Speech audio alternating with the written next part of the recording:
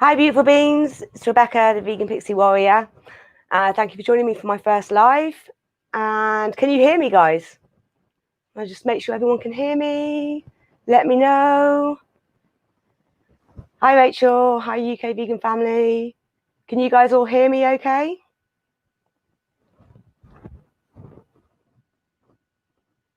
Let me know if you can hear me, guys. I'm starting to panic now.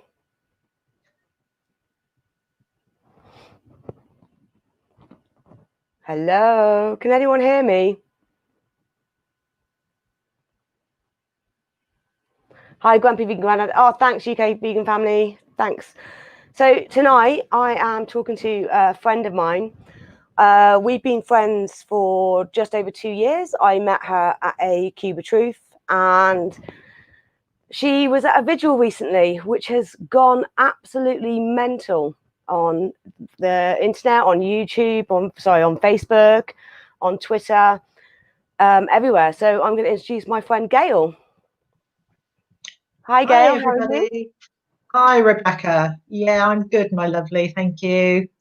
Good, good. I'm just going to say hello to some people that are in the chat. So I want to say hello to Suzanne, Rachel, Mike, Muddy Paws, Danny, Saitan Inside, UK Vegan Family, the beautiful Bohemian Bee, Grumpy Vegan Grandad, and I'm Easy Vegan at the moment.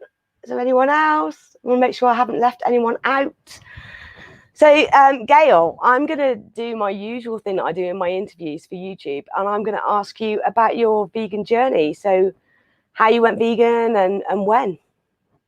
Okay, yeah. So it was coming up for 4 years ago now. I went vegan. I was vegetarian before, and as most vegetarians will probably tell you, when you're vegetarian, you think that's the best that you can do. You're doing the best you can for the animals. And I always believed that until one day I saw something and I just looked and I thought, I don't know if this is right. And it was a dairy cow. And I went away and I did my own research. And what I found shocked me to the core. And that was it. I was vegan within an instant. Obviously, some things you have to work on over a bit of time, but morally, that was it. There was no going back once I'd seen that. And yeah, so that's coming up for 4 years now. So funny, dairy. Every time I speak to a vegan, it's always the dairy cow. It's always the dairy cow that gets them. Same for me. I saw a calf being stolen from its mother, and I couldn't do it anymore. Definitely not. So I want to go back into your background about being an activist as well, because like I said to everyone before I introduced you, we met at a Cube of Truth in Bath, and that was I think it was my second cube, and I met you and Paul Yude. So, yeah. But I know that you've been active for a while before that. Yeah, I guess it was probably a couple of years after I went vegan that I actually started looking at activism. And so, yeah, it was probably about 2 years. And it was 2 years to the start of a vigil, to be honest. It was probably going vegan. It was probably only about 4 months before I started my first lot of activism, which was the Cubes of Truth.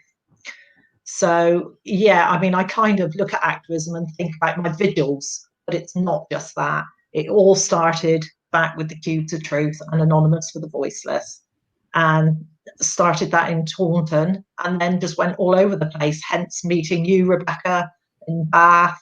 And yeah, just worked on from there. And then it was probably a couple of years from that I then started on the vigils.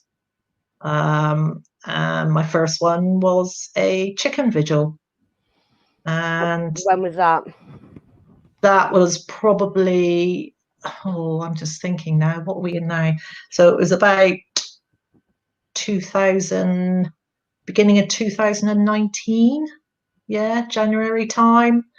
And it was a nighttime vigil. Never done a vigil before.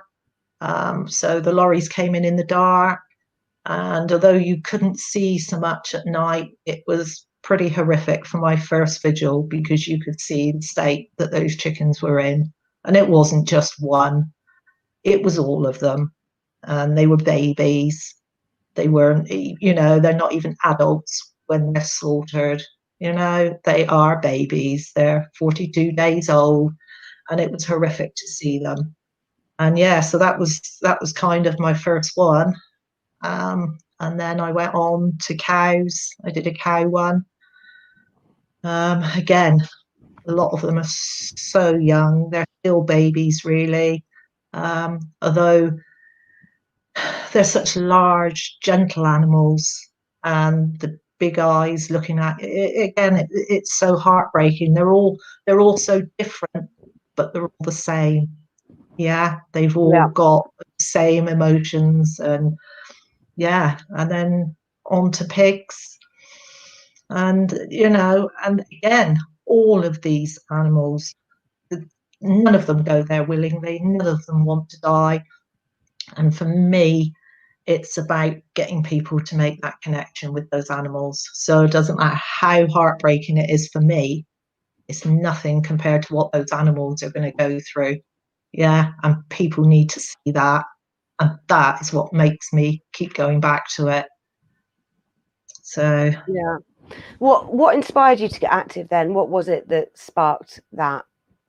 I think, again, you go vegan and you think, yeah, that's it, I've done it. I'm doing as much as I can for the animals again.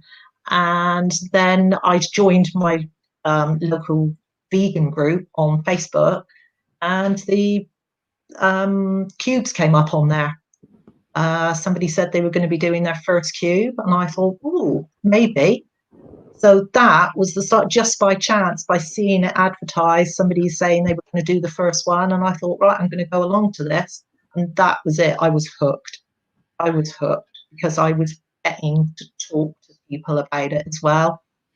It's all well and good you going vegan, but in a way, it's kind of a non-action. You're still not doing as much, you really need to do more. It just didn't feel like it was enough, but I never knew what else I could do until I saw that. So yeah, that was the start of it, and the start of my vegan family, as I call it. Yeah, I think it's the same for me. It's like not knowing how to get involved or where to get involved. And funny enough, I asked a load of people why they're not active, and one of the main reasons was they don't know how to get involved. And I think that hopefully there's enough vegans out there that do want to, and people can help them, and we just need more vegan activists to share what they're doing and make it public, and then hopefully more people will get involved with that. Definitely. And what would you say to people that aren't? Sorry, you were going to say something. You say. Yeah, you saying about people becoming active. For those that are frightened of it, you don't necessarily have to do what I did, where I went out talking to the public. Although you can still join those types of activism, and you can go along and listen and observe, and then you find yourself being drawn into it. You gradually become more comfortable with that. But there are so many other types of activism, even online. Share footage. When I put footage up, share it. Show your friends. That's activism. Go out doing some chalking. I know you've organised some brilliant chalking events, Rebecca, and doing that. It's making people aware. Even, doing a dairy event at the weekend, and that was with a blow-up cow. So I'm stood in an inflatable cow for like a couple of hours, but the attention it got, and people were asking questions. And that's what we need, is people to ask questions about these things, find out what we're doing, why we're doing it. There's a photo of your view from inside the cow. I'm going to get that up so I can show people. Excuse me, if I can get it up.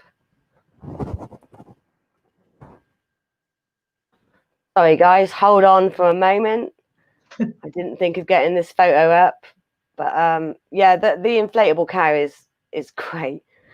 And what makes me laugh is that the inflatable cow looks like It looks like a dog from the inside, doesn't it?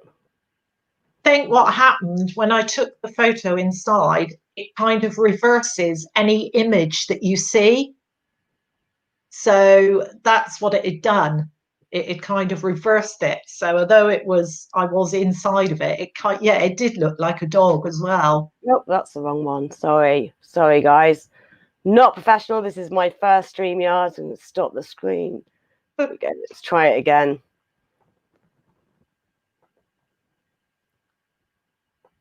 Okay, it's going to be that one then. No, it keeps going back to the same one. Okay, here we go. There you go, everybody. Can you see that? Where's it gone?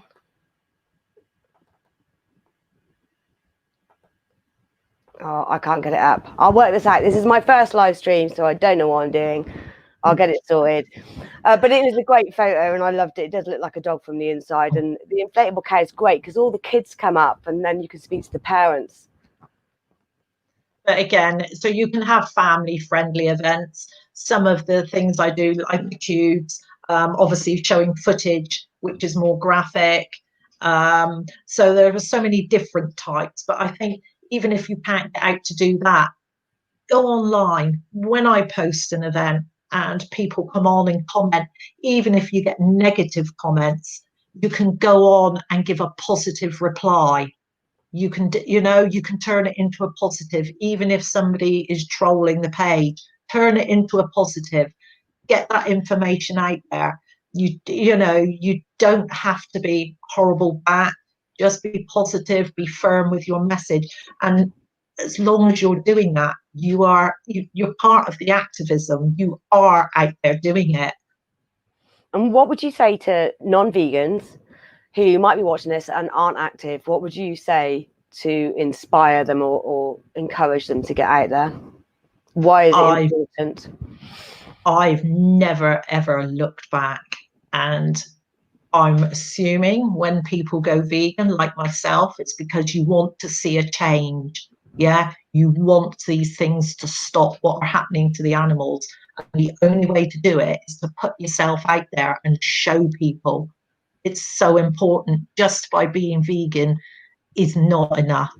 Talk to your friends, talk to your colleagues at work, talk to your family, which I know can be difficult. That's probably one of the more difficult ones, but that's another story. But yeah, you have to talk to people. You went vegan because you want to see a change. You don't want those animals abused and used like they are. So step up to the mark and let people know that. It's so important for the animals. It really is. Who else is going to do it if we don't? We could go vegan and never speak about it. What's the point? What's the point? That's not going to do the animals any good at all. So yeah, if you're not active, come on, you can do it. I know you can. There's a great speech on my YouTube channel of you at the Regan Russell vigil that we had, and the speech you made about being active, and it's just so inspiring. And I've had messages from people that have watched it, and they said that that's actually kicked them up the bum. So I'm trying to watch my language as we're live, but I just want to point out the message that Gwen's put on, and I 100% agree. I've filmed Gail's outreach, and it's just fantastic. She's to the point. She doesn't mess about. She calls people out on their hypocrisy, and she's direct, but at the same time the public seem to warm to her, even though you're doing that, Gail. What you've got is such a great talent there.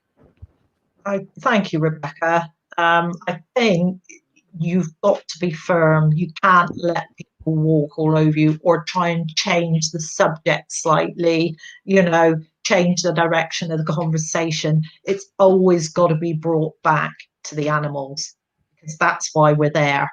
I know people go vegan for different reasons, but at the end of the day, it is about those animals and what we can do for them. So yeah. Yep, definitely. So the reason we're doing this stream is because a week ago you were at a vigil and something happened which is taken off, and it's gone all over the place. So firstly, I just want to ask how you said how long you've been doing vigils for. So you've been doing them for a while now. But most of the ones you do are the chickens and the cows and the pigs. And we've been to some pig ones together. I've been to one cow one, but I don't think you were there at that. And I've yet to go to a chicken one. This slaughterhouse, tell me about this slaughterhouse and tell me what animals they murder in this slaughterhouse. Okay, so this is a slaughterhouse that I'd never been to. But at this particular one, they slaughter a lot of different animals. So it's not just horses, which is what I went for that day. They do cows, pigs, sheep. And the reason I went on the Tuesday was because it was horses. And it's a particular one that I'd never done. And I just thought, right, I need to be able to go and see this for myself. So I knew it was going to be horses. Didn't have a clue how many. And again, I didn't realize how close we were going to be to them as they were offloaded. Unlike the pigs, the cows, the sheep, the chickens, we see the lorries. The lorries stop for us. We film. And that's it. Those lorries then go through the gates and we never see those animals offloaded. At this one, you do. They're just not very far away from you at all, as you can probably see from my footage. So the first one that came in not long after I got there was a very large horse transporter, and there were actually 15 horses came off of that. And that was shocking enough in itself. And the other thing to remember, these horses that go into this slaughterhouse are being slaughtered for meat, for human consumption. Most of it doesn't stay in this country. It goes to places like France, where they consume the bodies of these horses. So yeah, it was shocking. I think the fact that I would stood there watching them come off that lorry. They didn't just drive past me and I filmed them like I normally do. I actually watched them offloaded. So yeah, it was very difficult, but it was something I knew I needed to do because all these animals, they're no different. You know, they all deserve the same. They do not deserve to be treated like they are. So yeah, I mean, and so that was why I was there. My friend who normally does the vigils there, he does them, I think, sort of every couple of weeks, and he's a regular there. So he's seen lots, but I thought, no, I need to go there. I need to see this. I need other people to see this. But what happened next, I just wasn't prepared for. So, guys, I am going to share the screen, and this time it's going to work, hopefully. I'm going to share the live feed that Gail posted on Facebook. This has gone mental. It's had 300,000 shares, I think, and something like that, all the views. But I'm going to share that now, so I'm just going to let you know that there's nothing graphic, but it is going to be it's going to be upsetting. So, and this time it will work.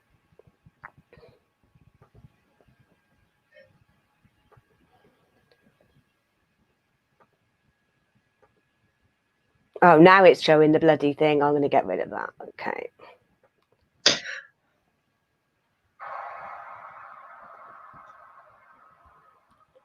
Is it sharing? It's not sharing, is it? 1 minute.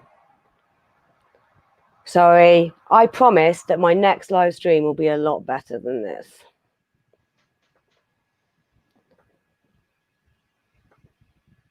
Okay, let's try that again.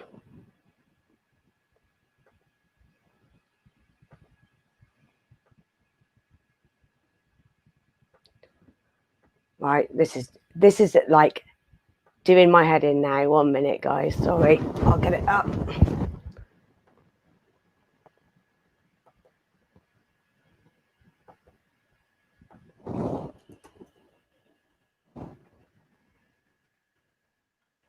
Sorry for the delay, everyone.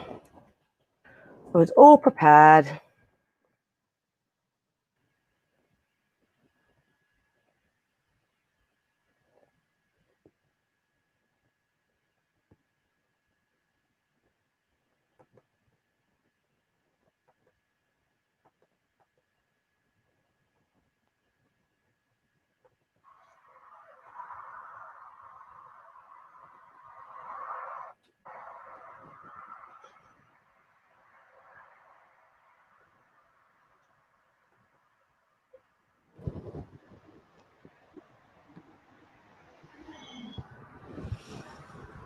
So this is how close you were, Gail, yeah? Yeah, it was so close. It was unbelievable. So, yeah, we'd seen the larger horses and ponies going in. For one reason or another, they're collected from all over the country, from different places, different backgrounds. Yeah, I mean, you can hear the horses that are in there already. I mean, and looking at this trailer, I was expecting it to be little ponies coming out. I like the way they're trying to cover up the door. Yeah. And so when they, I mean, you've heard my reaction, and my reaction is nothing like is any other vigil I've ever been to. Well, your reaction, and also another mutual friend of ours, her reaction, I've never heard her react like that. She's always so peaceful, kind and loving at vigils. We always keep it professional. We're not there to abuse the workers, the drivers of the vehicles. We're there for the animals, and that is all it's ever normally about. But this was just... Oh, for God's sake.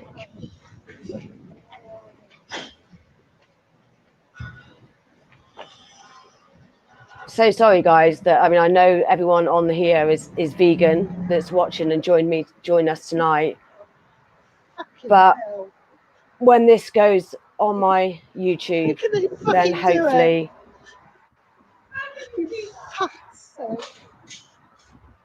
Oh, jeez.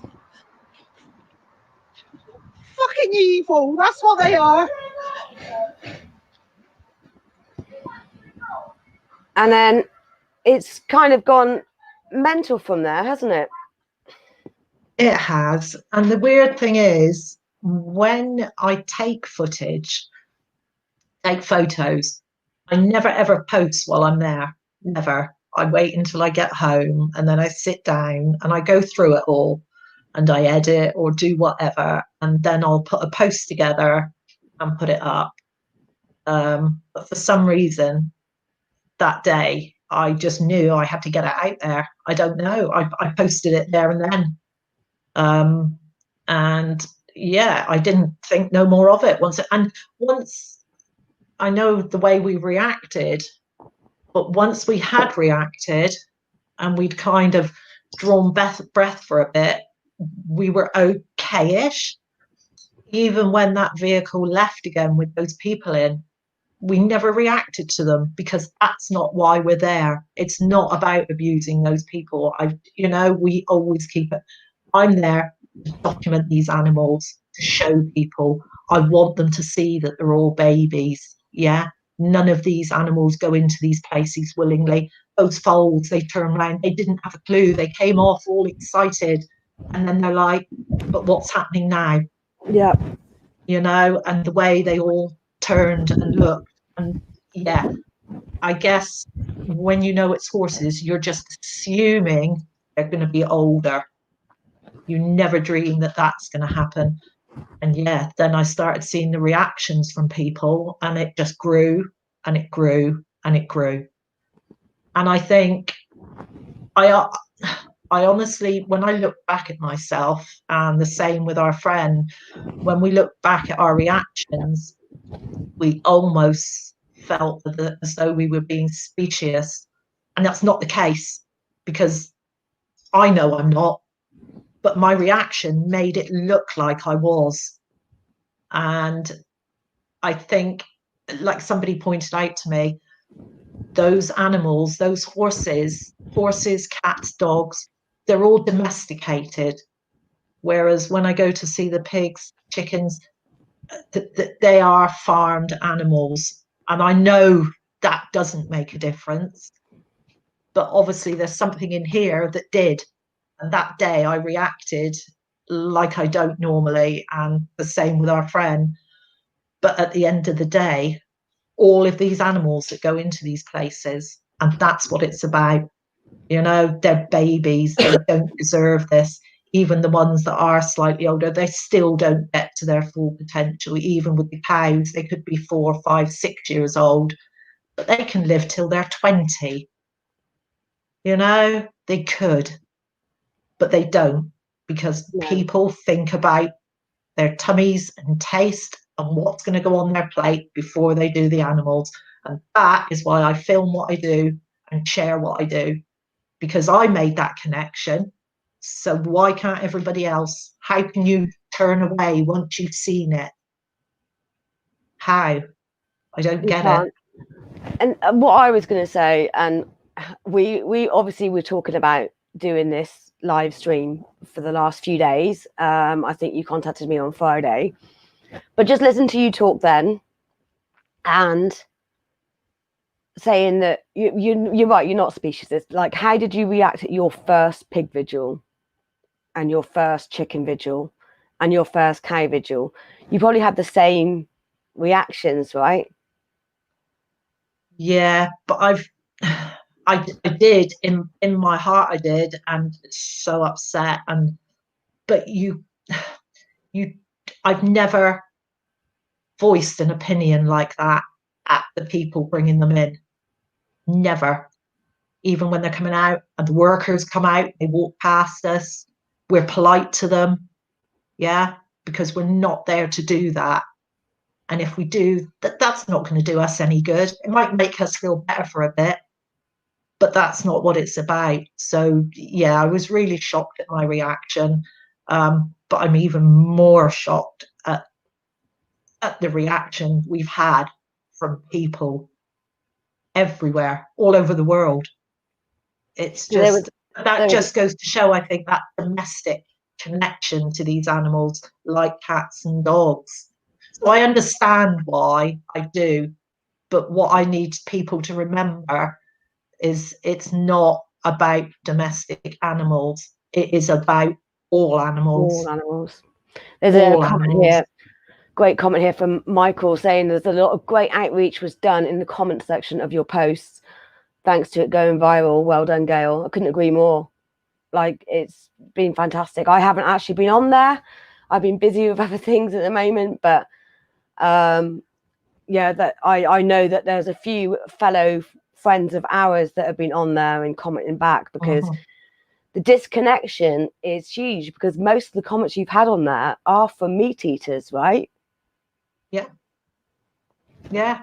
And again, what a fantastic opportunity for outreach.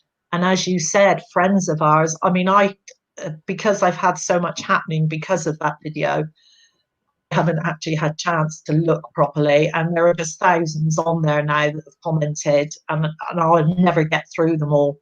But friends of ours have, and they've used it as an opportunity to point out the hypocrisy in a nice way, not, having a go at anybody, but it's like, well, actually, so yeah, again, people can use that for outreach. And it's where, I've had a message from a young girl with a couple of young children that has been looking at going vegan and never quite got to that point. And she saw the video of the foals, and that's done it. And she reached out to me and said, would I help her to take that step to go vegan? How brilliant is that? And that's what we want.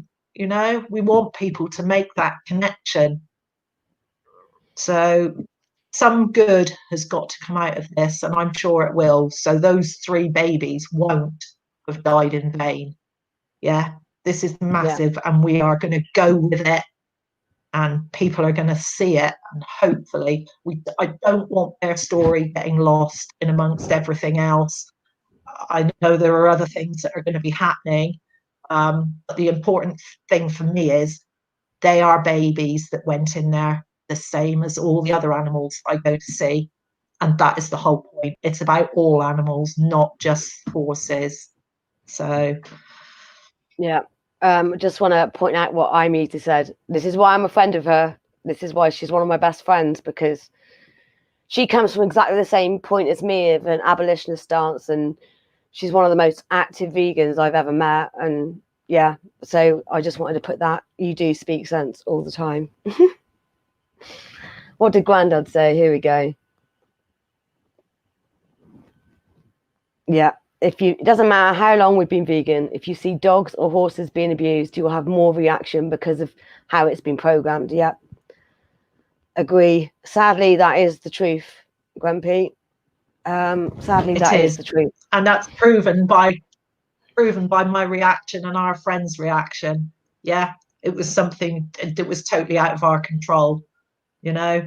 But as people have pointed out, it was also quite understandable, you know. So yeah, shocked myself a bit with it, but like I say, the differences with pigs, not that there should be a difference, but the difference when you go to a pig, cow, or chicken vigil, and I haven't done a sheep one either, they're bred so that they fatten up so quickly that they look like adults. They don't look like babies. I mean, if they were their normal size at 6 months old, then you'd probably have that reaction. I'm trying not to, there's been swearing on the video anyway, but you would have that, like, what the fuck are you doing, like, back off, how dare you, and like our friend said, you're going straight to hell, like you're going to hell for that.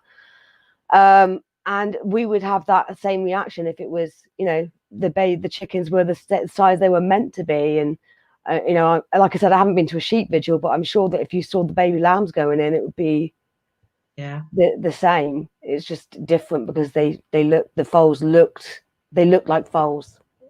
Exactly. They do. And yeah, that is exactly it. You've hit the nail on the head, I think, Rebecca.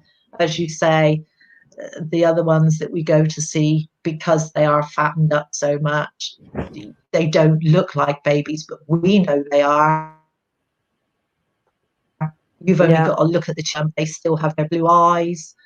On the backs of the lorry, when you listen to if they're making a noise, most of them aren't, but when they do, they're chirping like babies. They're not like fully grown hens. They're not at all.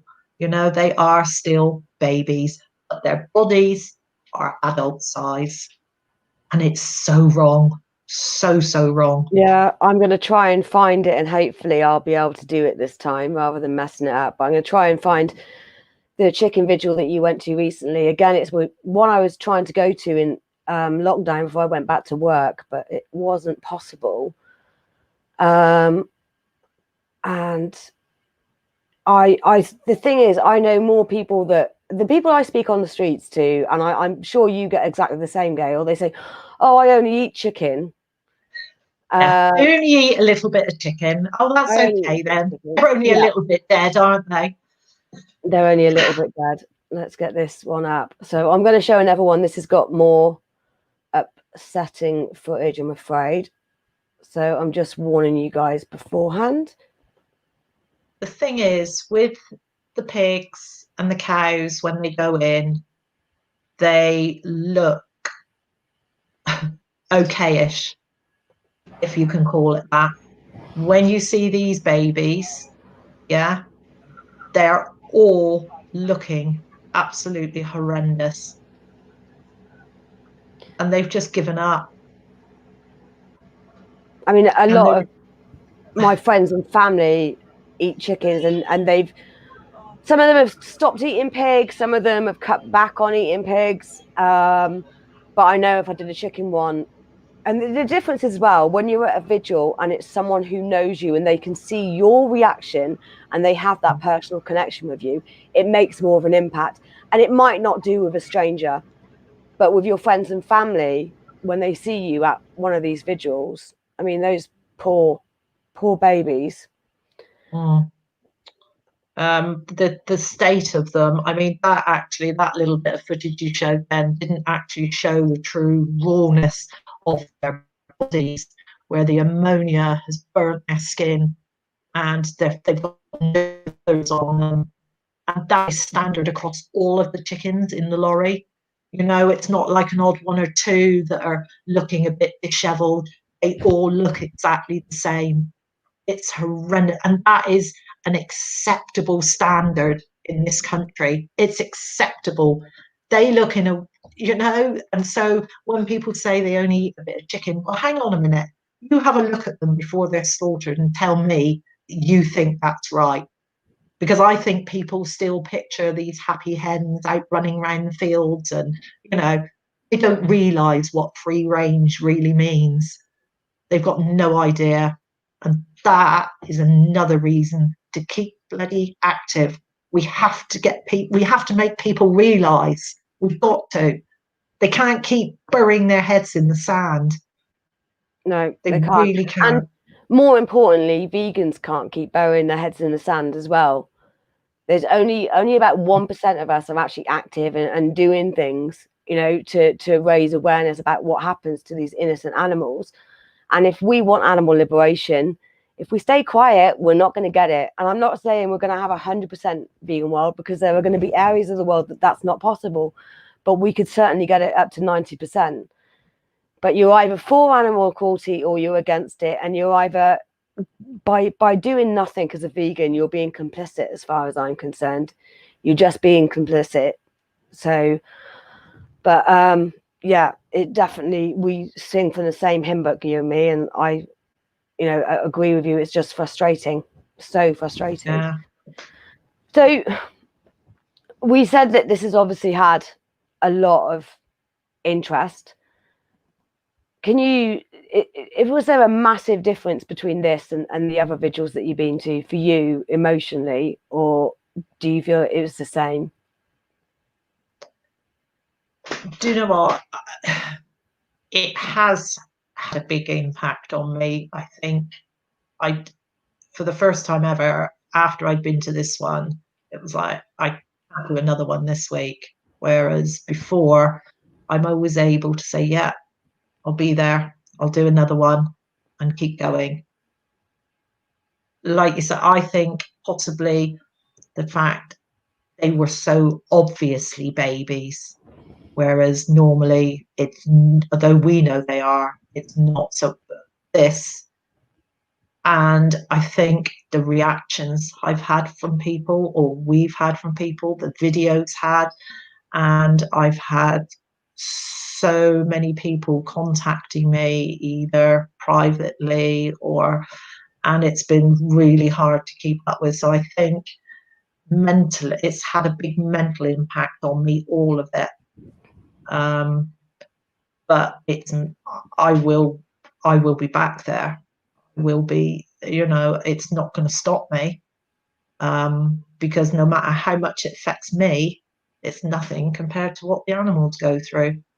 I think you have to take time out now and again and look after your own mental health, which is why I stepped back over the last week. I'm not, but then I don't think I would have had time, to be honest, with everything that's gone on since then. So, but yeah, you have to look after you, and you don't realise how it affects you until afterwards. You think you're okay. But like I say, it's nothing compared to the animals, and it's not going to stop me. Not. I will go back. But if we don't look after ourselves, Gail, then we can't speak up for them. And that's why, it's so important as an activist to have that self-care and that downtime. I mean, every time I go to a vigil, it doesn't get any easier. And I come here and I come home and I watch shit TV, or I have a bath and and my husband gives me a cuddle and I cry in his arms, and I still do now. Like I still get upset, but while I'm there, I've just got to get that message out, and that's all I'm focusing on, is like making sure that those pigs or cows that the individuals I've been to, that they're spoken up for. So I'm gonna see if anyone's got any questions, because I think I've asked all of mine. But keep posted first of all on this. There is a link to the video in the description on this one.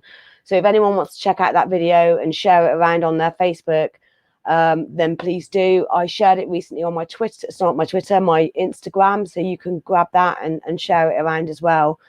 So does anyone have any questions for Gail or anything about being active? Oh, here we go. Look. I don't think I've met you yet, have I, Michael? But I've heard great things about you. And obviously everyone loves Gail. Thank you, Michael. Yeah, it is very heartbreaking. But the more you see, the more you want to do as well. I find it hasn't broken me. It's just making me stronger to continue that fight. So, yeah, go to the Vigils, get the footage online, show your workmates, speak up. Yeah, that's exactly it. And you find yourself doing that sometimes it was without even thinking about it.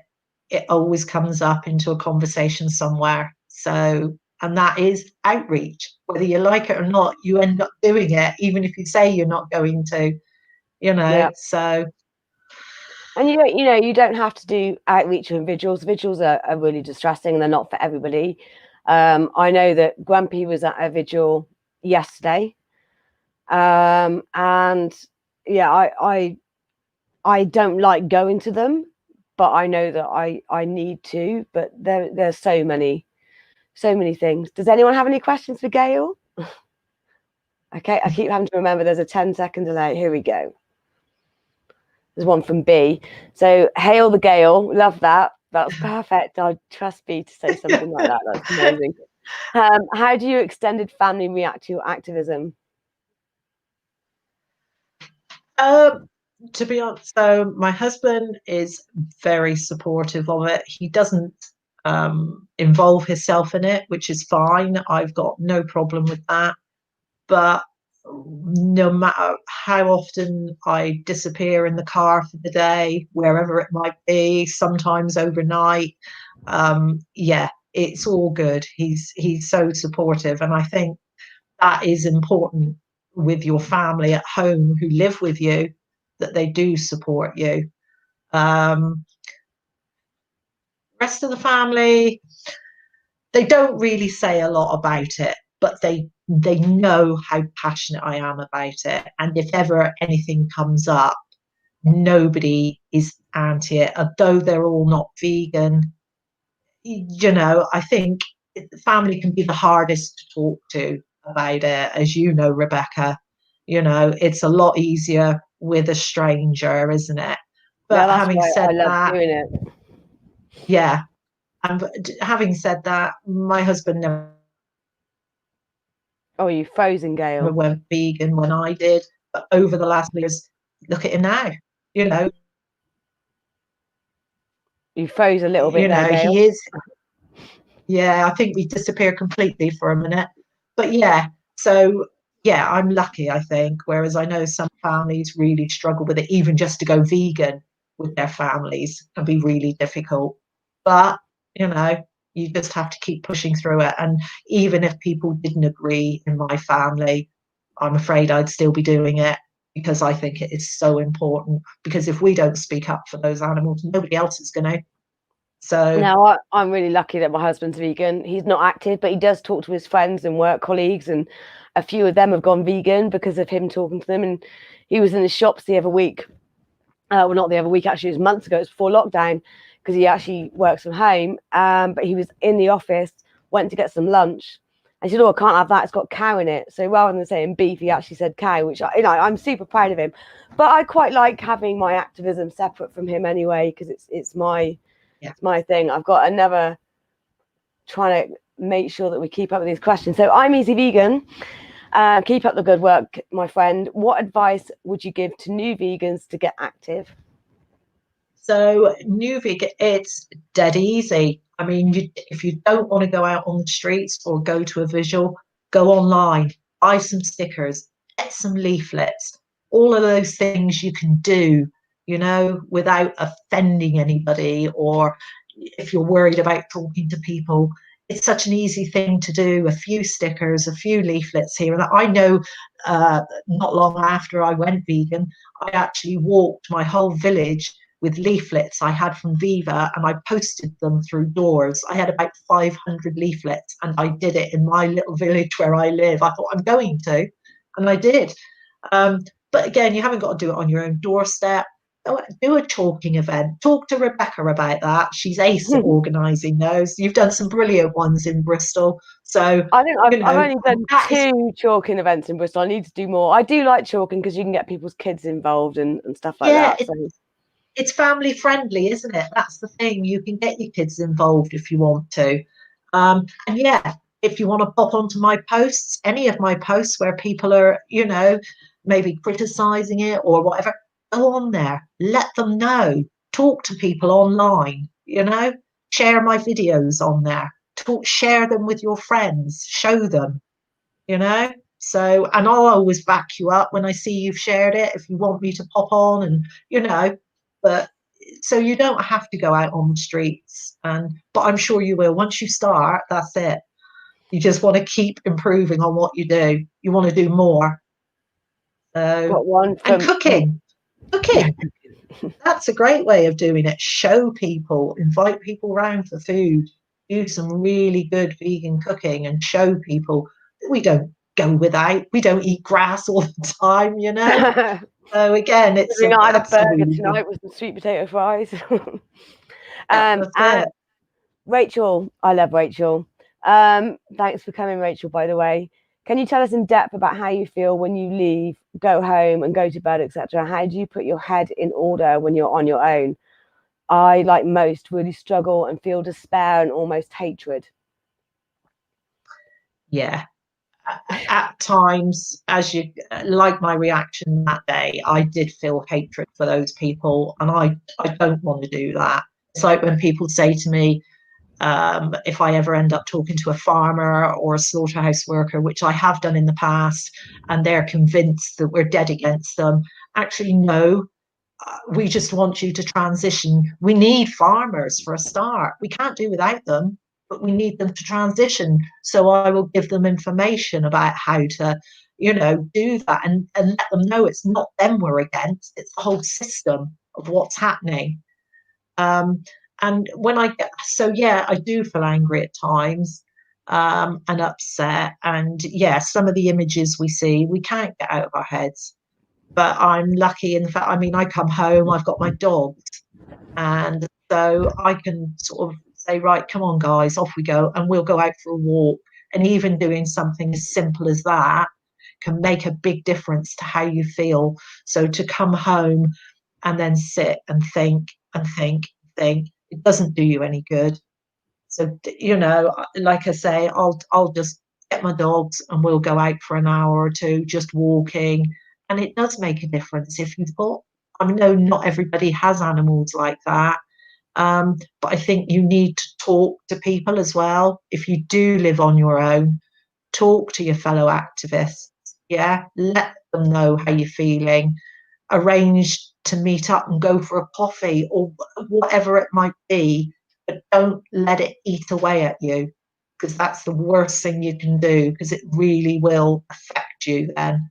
And I think, self-care is so important to do something else. And that's why, I mean, I'm not part of AV anymore, but after the cubes, and you'd have some rotten conversations, or you'd be like stood there for 3 hours watching that footage going over and over every 20 minutes. Having that social aspect was so important for mental health, like without a doubt.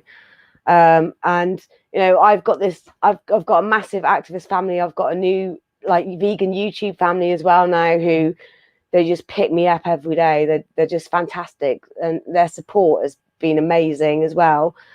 So, you know, I've got my activist family, I've got my YouTube family, and I've got more friends now I'm vegan I think I've ever had in my life. So Bohemian Beat is a bit off topic, but what is your favorite dish? Oh my god, I don't know, because I love all food.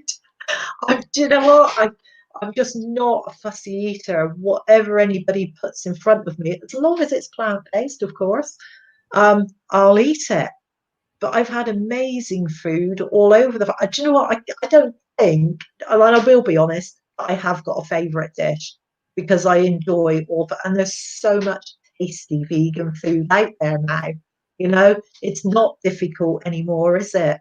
You know, even if you don't like cooking, there is an alternative for every single thing. You know, people still say to me, "Well, what do you eat?" Well, you eat pizza, I eat pizza. You eat a burger, I eat a burger. There is an alternative for everything, isn't there? So that's no excuse anymore. But you can make some amazing dishes, and they don't have to be complicated either. So there's so many great cookbooks out there now, vegan cookbooks, and simple recipes. As for favourite, I have got to be honest, I haven't got one because I enjoy all food. So sorry about that. And then we've got one, a great one from Gawain. Gawain is an amazing activist as well. And I will be interviewing Gawain on my channel, so keep your eyes out on that. That's going to be at the end of November, and I'm excited about that one. It's going to turn a few heads, I think. But what is your favourite form of activism? What activism really resonates with you, that you really resonate with? Sorry. I do. Well, I'm going to go both because I do love the outreach out on the streets, getting to talk to the public. Although on Saturday I was stuck inside a cow, I still did my part and I could hear all the conversations going on. But I do love engaging with people when they've got questions. Because especially when you get people that are asking a question they think you won't have an answer for. And the more you do, you don't have to remember facts and figures and things because it's not about that. And if people say, well, you know, they ask you for facts and figures, and I'll be honest, I'll say, to be fair, I really don't know.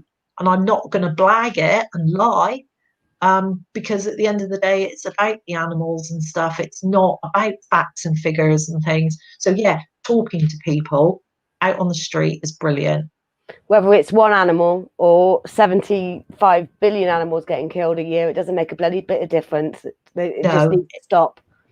Exactly. So, yeah, I think getting out there talking to people, but also, although it's heartbreaking to see these animals at the slaughterhouses going in, I think it is so, even if you only ever do it once and you decide it's not for you, I think it's important to do that and make that contact with those animals. I think it's important for every vegan to do it once. I'm trying to get Dan to do it, but he won't do it. But it's just, for me, the vigils kind of spur on the rest of the activism. They give me the fire in my belly that I need to go, you know, to look at those animals in the eyes, and especially with the pigs, because their eyes are so human. It's, you know, it's ridiculous how human they look. And this, to be nose to nose with that individual, that for me, I think vigils first, because then the outreach kind of follows on from it. But like I said, if you just go to one vigil, just one, it's enough to give you that fire. Got another food related question from me. So you're like me, you've taken the Liberation Pledge, haven't you, Gail? Because we've talked about that on my channel before. Yeah. So the dreaded Christmas is coming up. What do you do at that time when so many are needlessly killed for their taste bud reasons? Do you attend family dues, or are you the dreaded vegans? Yep, I'm the dreaded vegan. I have my Liberation Pledge bracelet. So I will no longer sit with anybody that is consuming dead animals. I won't do it. A little bit of background. I was already living that pledge without realizing it. I had found it more and more difficult as time went on to sit with people. And I'd actually stopped going to family meals. My husband noticed it, and he mentioned it to me, he would just say, "Oh, you were quiet tonight. You didn't say a lot. You weren't very comfortable, were you?" And I wasn't. And eventually, he sort of said to his family and that, "Look, Gail's not coming to," and they understood. Nobody has been upset by it, or I'm quite lucky, really. And so, and the people that I do go out with, if I'm meeting friends, most of them will say, "Oh, well, you choose where to go," which is, in other words, you know where we could go. So we'll choose somewhere that it is vegan or what have you. So, I mean, at Christmas, I will just be at home with my family, my husband and my son. So it'll all be vegan here. So people have to accept that, I'm afraid. I know it sounds harsh, but it doesn't, just because I live by this pledge, it doesn't mean that I don't see family and friends. All it means is I won't sit at the same table and consume those things with them. I won't do it while those corpses are being consumed by them. I won't do it. And they understand that. So we'll still go and see them. We'll still go and have drinks with them. Yeah, you can still spend you time. I know?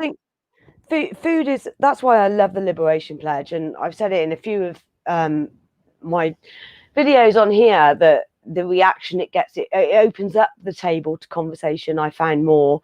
And if they're refusing to eat vegan, then I'll go and meet them afterwards, you know. I'll meet them for a drink after they've eaten. So it's not about excluding yourself, it's they're excluding you. I have a saying, and I keep saying it, is my family and friends would rather have animals on the table than me sat around the table.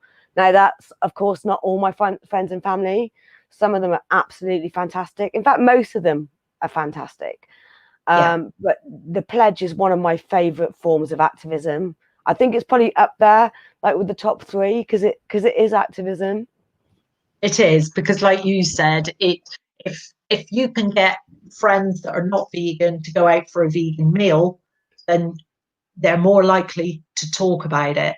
Whereas if they're sat eating something else, then it makes the whole situation just really uncomfortable, and they'll become defensive because they've got that on their plate.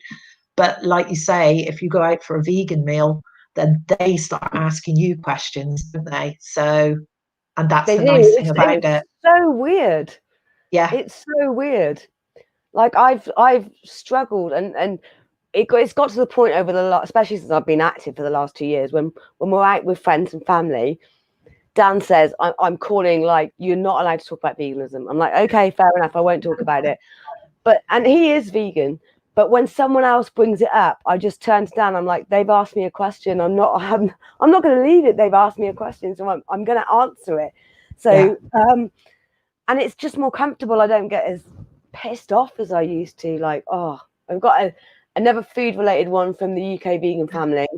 If you haven't checked out the UK vegan family, I should actually say this as well. The Grumpy Vegan Grandad, check out his channel. I'm Easy Vegan, definitely check out his. They do a Tuna Vegan chat every Thursday, which is really good. They talk about everything. A couple of weeks ago, they talked about, is it vegan to have pets? Is it vegan to take medication? And that's along with the absolutely beautiful Defender of Animals, who I've got a little bit of a crush on. But yeah, UK Vegan Family are also fantastic. They did a great video live last night with a nutritionist, and it was brilliant. So they're asking tofu or tempeh, Gail? Right. I will be honest, I've ate more tofu than tempeh and cooked more tofu than tempeh. So I guess at the moment, but when I have gone out and I've eaten tempeh, then yeah, like I say, I like both. I just haven't cooked with it a lot myself. But I mean, the different tofu dishes and things I've done, you know, sort of quiches and stuff, and people have asked for the recipe. Non-vegans, I've made the quiche with the silken tofu, and they're like, "What's the recipe? Really? Don't I need eggs? Don't I need milk? No, you don't." And they can't believe it. So yeah, I think at the moment I'm going to have to say tofu. I'm with you on that. I do like tempeh. I like tempeh bacon, but tofu is my go-to, like roasted in the oven and then put in a stir fry. Or yeah, I haven't had a quiche yet. I need to have it because I used to love quiche. So I do, but I can't stand scrambled tofu. Or no, smell of it makes me feel sick. Oh, I love it. A little bit of black salt on it. I'll have to actually leave the kitchen when Dan's cooking it because I didn't like egg before I was vegan, so it just ugh. What else have we got here? So, Satan Inside. Gail, are you familiar with the anti-vegan community on YouTube, and what are your thoughts on vegan YouTubers doing response videos to them? Is this helpful for the movement? Ooh. I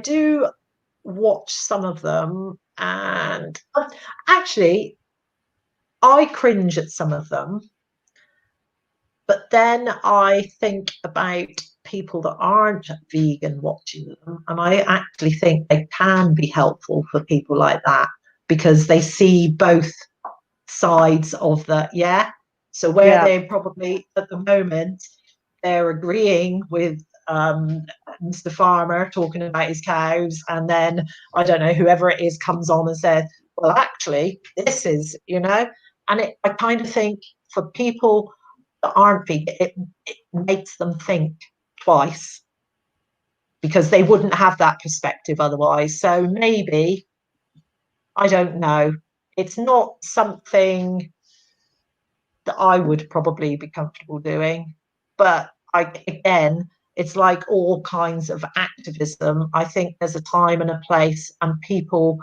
find their own comfort zones in what they're happy doing. That's the thing. And I think if it works, then it works, because when you look back at all the massive movements over the years, there's always been so many different approaches. Then when they've all come together, they've worked, haven't they? Because at the end of the day, we're all fighting for the same thing, animal liberation. So no matter how we get there, I think, because if you look at how it's grown anyway over the last few years, I had somebody say to me the other day, oh, it's never going to take off. And it's like, well, actually, I think it might be already. Have you not looked in a supermarket and noticed how these aisles are now growing? Well, the change in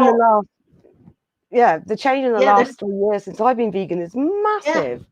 They're not going to be putting these products in their shops if there's not a call for them. If people aren't demanding them, they're not going to waste their time and money doing that. So, but I think there is a place for all of it. And if there are types of activism that you don't agree with, I don't believe in bashing them either. Because 100%, they I couldn't agree more. Still fighting for what we are. It doesn't matter how they're doing it. You don't have to involve yourself with that. Just do what you're comfortable with. We need to stop all the infighting that goes on all the time. We don't need that. Yeah, we definitely 100%. Yeah, just stay away from what you don't agree with and carry on with your bit, because we're all going to come together with it. Just stay away from it and don't waste your time and energy arguing about who's right and who's wrong. Get on and do something positive for the animals. That isn't fucking helping the animals, is it? By arguing. Yeah. Sorry, I shouldn't swear, but no, it's all right. No, don't worry about it. You know me in real life. I'm a proper potty mouth, so I'm just trying to hold back on my YouTube channel. But that's fine. You can swear you're a guest. But no, I agree. This, judging people's activism, I have stood down from AV, but I think that the Cuba Truth is a fantastic form of activism. I think it's highly effective. And I know that from my own personal experience, people coming and telling me that they've had conversations with me and gone vegan. And, animal rebellion is not something that, that doesn't fit me, but I still think they're doing a great job. Whether you're wearing a T-shirt or you're talking, whatever you're doing, it's activism, and we just need more of it. Rachel's got a quick question. Of course you can, Rachel. What's wrong with my house, Rachel? I'd love to have you. I reckon that would be a good crack, actually. We should do that. We should all get together, hire a big house for all the activists that we know. Yeah. Let's have a look, see if there's any here. This is where B's going to be on Christmas. Where's it gone? I've gone too far up. I think I've gone too far up, the comments. There's so many. There was another comment earlier saying that there's too much vegan food out there to have a favourite. So that's I agree. I think there needs to be a good balance. I'll definitely be increasing my activism on my channel, but I want to see, I want people to see that we're living a normal life. Yeah, that's really good. And I think I found your channel through vegan YouTubers on Facebook, maybe. And I think the more we show activism, the better. And I don't want to diverse off of that on my channel too much. It's literally going to focus on activism and the Liberation Pledge, because it is activism. And I just want to inspire more. And if Gail, this interview reaches out to somebody and they get active because of this, then that's one more person, and I'm happy, even if it gets to one. Let's have a look. Where have we got any more? Oh, here we go.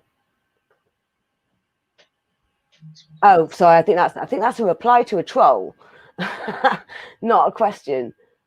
I'm sure there was another question here, but I just want to thank you, Gail, for doing this, and also thank you for reaching out to me, because this wasn't my idea. This was your idea, and I really appreciate you coming on and talking about your experience. And guys, just keep an eye out. Keep an eye out. This is going to get bigger and bigger. It's only just over a week ago. Well, not even that. It's a week tomorrow, isn't it? Yeah, week tomorrow. It's a week tomorrow. Yeah. Keep your eyes peeled, everybody. But and just come on. Yeah, come on, share it, and also comment on it. You see somebody say some, comment. Keep it polite, guys, but just point out the hypocrisy if you need to, and that's what we have to do. I think we're going to wrap it up. Thanks everybody that joined.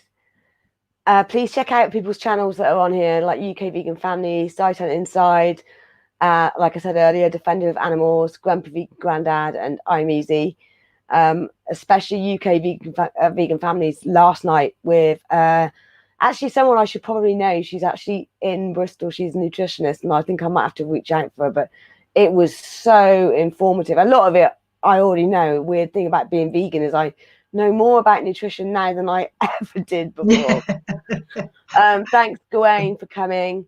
And thank you, everybody else. Carlisle 195. I think that you should watch Dominion and check that out. Look, he can't understand veganism, apparently. I understand this, but in the day and age, how can you be a true vegan by not paying for animal? It says, UK Vegan Family, I understand this, but in this day and age, how can you be a true vegan? What does he mean by a true vegan? I mean, it's about doing as much as humanly possible to not contribute to animal suffering. We all make mistakes, we have accidents, but we don't intentionally go out to harm animals, and that's what it's about. So it's not perfect. It's not about being perfect, but at least you could be trying. Exactly. Doing your best for the animals. Yeah. And look at all these lovely messages. Oh, thank you. Gail is amazing. She's fierce. Thank you, everybody. Thanks for your support on my first live stream. Sorry about the screen shares didn't work out, but I will get there. Some of them worked out. It's fine. Thank you, Danny. Oh, lovely, Danny. Oh, thank you, Danny. Thanks again to everybody. Yeah. And don't forget to like the video, share it, please, because hopefully this will get more views out there with regards to Gail's vigil. And yeah, hit the like button, subscribe, and I'll see you next time. Bye, guys. Bye. Bye.